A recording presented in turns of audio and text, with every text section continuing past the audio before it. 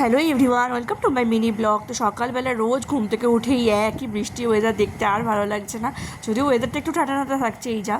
তো সকাল সকাল খুব ইচ্ছা করছিল একটু ডিম ভুজিয়া দিয়ে রুটি খেতে, সেই জন্য ঝটপট ডিম ভুজিয়া চাপিয়ে দিয়েছিলাম।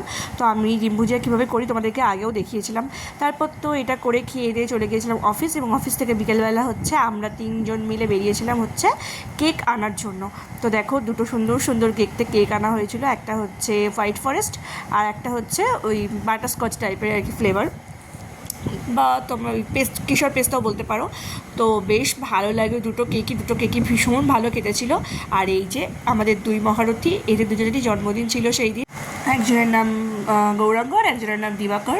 তো একই দিনে যেহেতু জন্মদিন, সেই জন্য কেকটা কাটাও একসাথেই হয়। তো এই নিয়ে আমরা বেশ মজা করি আর কি। তো যদি দেখো সারাদিন কাজের মধ্যে আর কি এই ছোটো ছোটো খুশিগুলোই সবাইকে খুশি দেয়। তো দেখা হচ্ছে পরবর্তী মিনি ব্লগে, টাটা।